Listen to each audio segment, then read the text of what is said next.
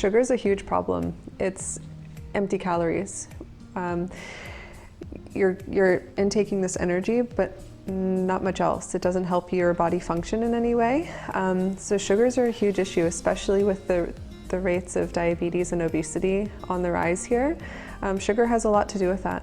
Looking at the foods that it's hidden in, and it's not the obvious ones. It's not the candy bars and the desserts and the ice cream. It's the things that you're buying on a regular basis that you might even think are healthy, but they have lots of sugars added into them.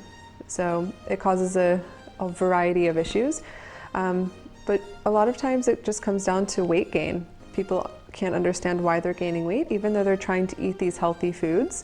And when we break it down, we realize how much sugar they're intaking, which is causing them to have too many calories. And that's the interesting thing when I'm talking to people and I'm telling them what sugar's in. People are like, you're telling me I can't eat anything because everything has sugar in it. But that's not the case. There are just some things that it's in more than others. And the ones that stick out are the ones that people think are actually so healthy for them. So a lot of times it's the breakfast cereals, or those healthy snack foods like the granola bars, or even nuts, but the flavored ones. Things like yogurt, but with the fruit already added into them, or with the vanilla, or whatever the flavor is. Sugars are packed into those types of foods, and people aren't realizing it because they're doing the right thing by choosing those foods, but just the foods that have sugars added in. So there are ways to choose the foods. It's just making a small, different decision. So instead of those honey roasted peanuts, it's just regular salted peanuts or unsalted peanuts. The amount of sugar that's in the others is significant. So by making that small change, it's a big, big difference to your sugar intake. So some studies have shown that the average person has about 150 pounds of sugar per year. That's a huge amount. I think that works out to 3 pounds of sugar a week if you look at it, and that is huge. That's added in, and that doesn't mean that they're going into the pantry and just adding white sugar into everything. That's coming from foods that it's already added in. Your things like fruit juice, that could be a big hit. Sodas, we know. There are some obvious ones, but there are also some that you're not so aware of. So 150 pounds of sugar a year is way too much. And there are some natural alternatives to, white refined sugar.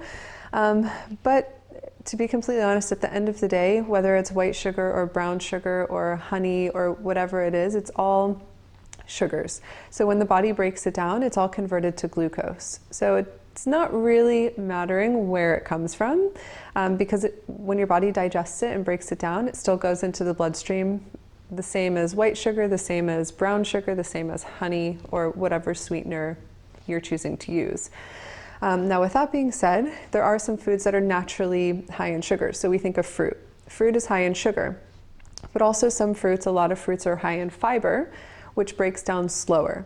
So instead of eating that candy bar of just straight refined sugars, which is going to digest and go into your bloodstream very quickly, the fruit, when you're having it, say an apple, lots of natural sugars, but the skin is full of fiber. So when you eat that, the fiber breaks down slower, giving your body time to adjust and regulate the amount of sugar that's going into your blood. So that's where you can add in some natural sugars to your diet without having that hit of refined sugar. A lot of times I get questions about artificial sweeteners as well, because people see them as no calorie or low calorie sweeteners, better alternatives. And it's a mixed debate there, because when we're talking about from a glucose standpoint, so for anyone that has diabetes or blood sugar issues, those are often recommended for them because it won't affect their glucose. But from an overall nutritional wellness standpoint, they're artificial, they're chemical sweeteners. So it's hard on the body, and it takes more for the body to remove them. So it can be very hard on the liver trying to cleanse these toxins from the body. So in general, I'd just say try to stay away from the sweet things as much as possible, whether they're artificial or real. And of course, everything in moderation, but not overdoing it. 3 pounds a week is overdoing it.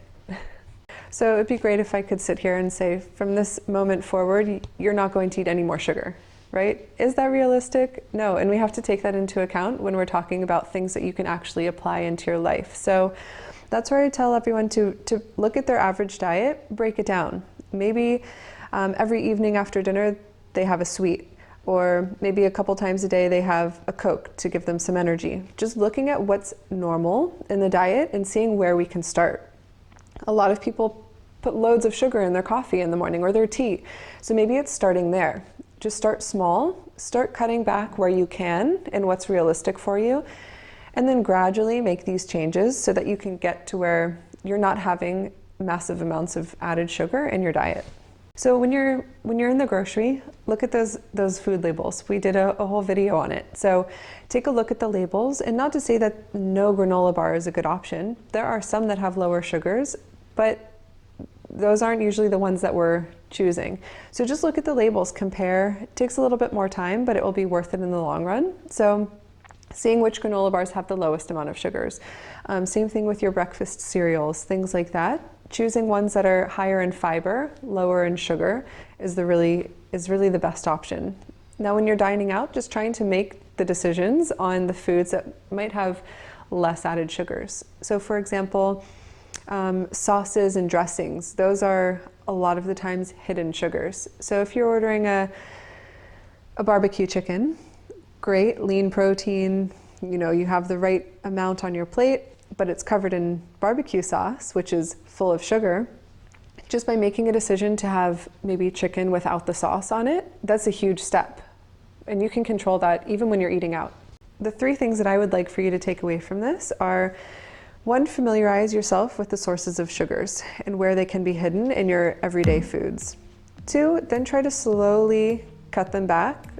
Something that's practical, something that you can see yourself doing, reducing here and there until you can start to get yourself to where you want to be.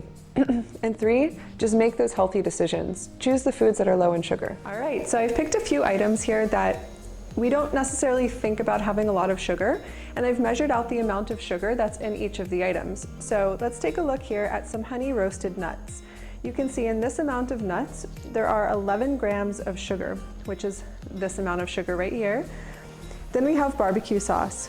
2 tablespoons of barbecue sauce, which is this amount, has about 17 grams of sugar. Then we have 1 cup of cereal, and that is about 10 grams of sugar, which looks a lot like this.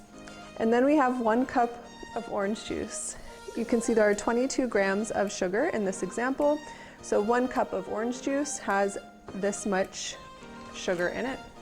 So interesting to see it put into perspective, but hopefully this can help you make decisions when you are out buying your foods.